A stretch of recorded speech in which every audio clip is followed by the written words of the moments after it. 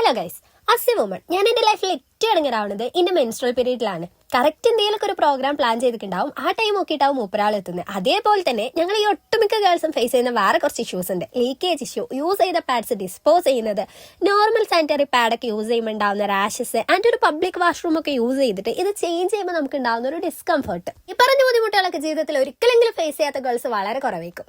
അപ്പൊ ഞാൻ പറഞ്ഞു വന്നത് എന്താന്ന് വെച്ചാൽ, ഈ പറഞ്ഞ പ്രോബ്ലംസിന് മുഴുവനുള്ള ഒരു സൊല്യൂഷൻ ആണ് എന്റെ ഈ കയ്യിലുള്ളത്.